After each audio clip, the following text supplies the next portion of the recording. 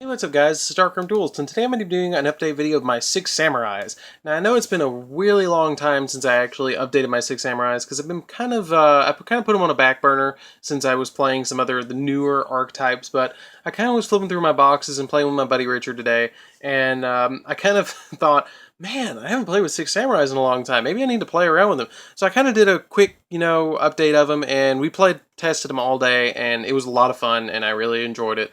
And so now we're here. So now I am profiling them, and let's get into it. So we're going to play one copy of Zanji. Zanji is really, really good because if you control another 6 Samurai monster, he can destroy a monster at the end of the damage step, or the end of the damage step if you control another 6 Samurai. He's really, really, really good. Then we play 3 copies of the legendary 6 Samurai Kizan.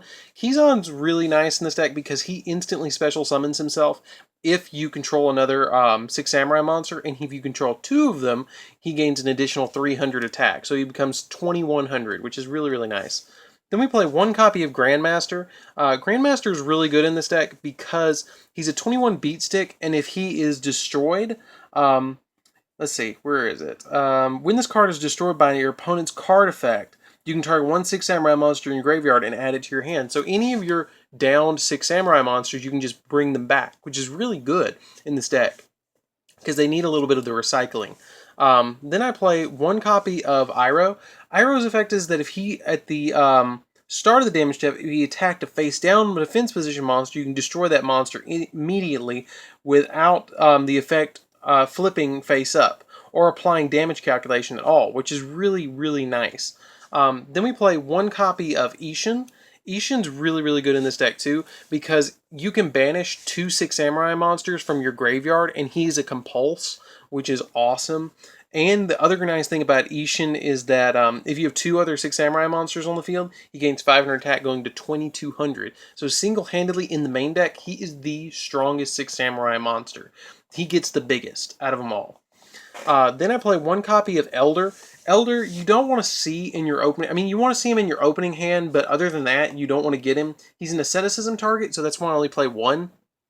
Then I play 3 copies of Kaigeki. Kaigeki can, he's sometimes not the best to draw, but he's really good if you can get Kagemusha and you want to see him. You really, really want to see him, so that's why I'm playing 3. If you want to drop him down to 2, you can cut 1 and play something like an Upstart Goblin or something like that if you want to, but I like to play 3. He gets to be 1700 attack, and his other effect is that when this card is normal summoned, you can special summon 1 level 4 or lower 6 Samurai monster from your hand, and while you control another 6 Samurai, he goes up to 1700. Which is really nice. The other thing that to keep in mind about Kaigeki is when the Link summoning comes out, he's going to be really good because you can normal summon him, special summon another one from your hand, and then like special summon a Kizan, and then you can go into a Decode Talker or something like that. He's actually pretty damn good at 3, and I don't know why people wouldn't play him at 3. Then we play, for the tuners, we play 3 copies of Kagemusha. He's essentially just a level 2 tuner to go into our Shien with our Elders and our legendary 6 Samurai Kaigeki, Kaigeki. But other than that, that's all he really does. And then I play 1 copy of Squire. If you've seen my older deck profiles, there's a reason with Dojo that I play Squire. So don't really don't judge Squire by his looks. He looks dumb as hell. But with what's it called? Shien's Dojo. If you normal summon any of your level 4, if you normal summon any of your level 4 6 Samurai monsters, and you have Dojo on field, you can send Dojo to graveyard because it's got 1 Bushai counter on it, special summon Shien and Squire from deck, and then synchro them together to make your legendary 6 Samurai Shien. Later on, again, might be good with link formatting to get an additional little level 1 monster on the field, but he is a tuner, and that's really all he's there for, is to tune into 6 Samurai Shien. But other than that, that's all the monsters. Let's get into the spells. So we do have a very, very high spell count in this deck. Nothing too funny. It's just, pretty generic. We're going to play 1 copy of Rhoda. I wish this was still at 3. This deck was super consistent when you had 3 Rhodas and 3 Shien Smoke Signals. It was crazy when you did. And speaking of which, we're going to play 3 copies of Shien Smoke Signal. I remember when it was at 3. I play 3 Reckless Greeds, 3 Upstarts, 3 Rotas, and 3 Sheehan Smoke Signals, and it was nuts. And I summoned 3 Sheehans in like the first turn. And then you play 3 copies of Sheehan Smoke Signal. You can add 1 level 3 or lower 6 Samurai from your deck to your hand. So that's basically your Kagamushas or your Kaigekis, which is really nice. And we do play 1 rank 3 in the extra deck if you want to bring out, if you get 2 Kaigekis on field, you can actually overlay them into it.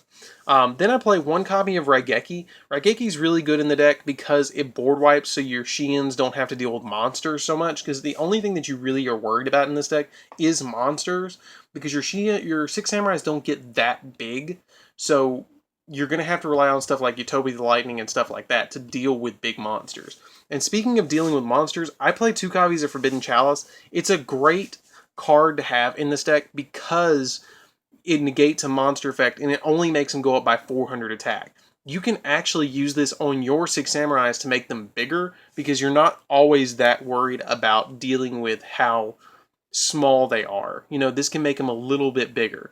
Then we play 2 copies of Twin Twister because, you know, right before we're going to go off into a Sheehan, you want to have the Twin Twisters just to deal with those solemn strikes, those pesky solemn strikes right before you're going to go off into Sheehan. Because once you get Sheehan out, you're not that worried about him. And with all the draw power in this deck, you're also really not worried about, you know, missing. Then I play 3 copies of Asceticism. Asceticism is the most interesting card in the deck. You have to really listen to the effect of it. You can select 1 face-up 6 Samurai monster you control, special summon 1 6 Samurai monster from your deck with a different name but equal attack to the selected monster. During the end phase of the turn, destroy the selected monster, so the one that you picked that was already on the field.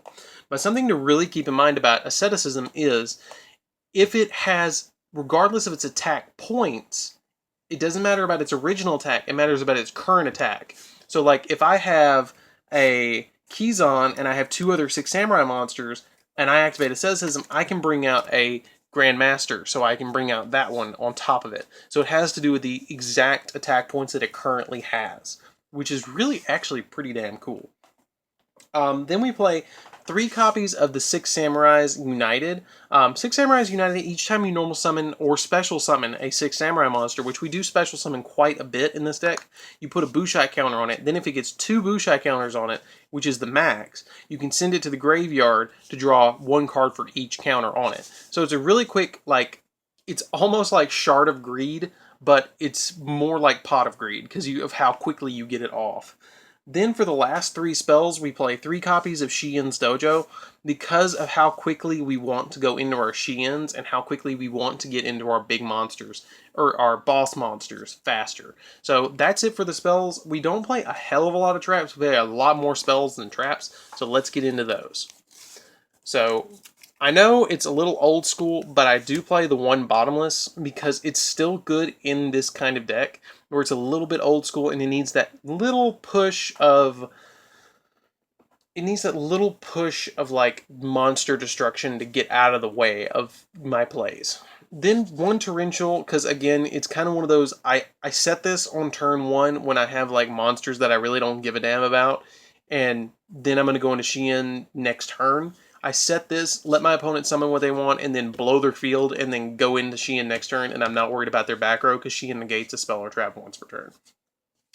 1 warning, because warning is single-handedly, in my opinion, and I'm probably going to get a lot of shit for this, but it's the best trap card in the game. There's a reason it's at 1. Besides Solemn Judgment, it's the best card in the game, in my opinion. And then I play 2 copies of Solemn Strike. Yes, I'm still proxying it. Yes, I'm going to proxy it till Code of the Duelist Special Edition when it gets reprinted.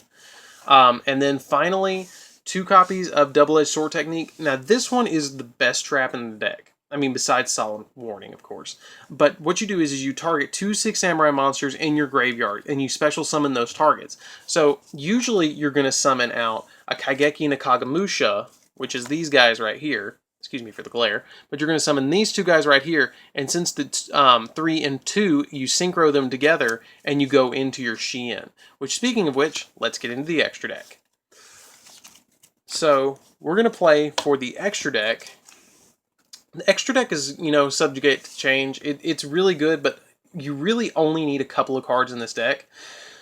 for the extra deck. So we're going to start off with 3 copies of the legendary Six Samurai Shan. He is awesome. He takes 1 Warrior Tuner and 1 Six Samurai monster. And once per turn, during either player's turn, when an opponent activates a spell or trap card, you can negate the activation if you do destroy it. And these stack. Every one of these stack on top of the other one. And if this card would be destroyed, you can destroy another Six Samurai monster you control instead. So you can save him instead of him dying as well. Then he is single-handedly the best monster in the extra deck. Just single-handedly. He's just crazy good. Then I play 1 copy of Yugioh Guardian. Yugioh Guardian is really, really good in this deck because when he got errata where he has to take Earth monsters, and that's not such a big deal because Kagemusha is and Kizan is, so it's really not that big a deal for this deck. When he destroys a monster, I mean, everybody knows what Yugioh does by now. When he destroys a monster, you special summon to your side of the field in defense position. Barkion to negate traps. Coral Dragon because it's just a great, and I'm not proxying it anymore. I actually got one. Coral Dragon because he is a quick negation if he gets destroyed. Then you can draw a card. He's easy to go into in this deck because you can crank out 6s pretty easy because you play level 4s and level 2 tuners. 1 Brio because it's really good. He got errata to where he's once per turn.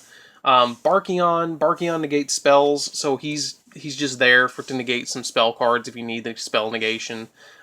He's the one that I would go into if I didn't have Xian on the field. Like if I burned through all 3 of my Xians, I should have won by then, but if I do burn through all 3 of my Xians, I'm going to summon Barkion.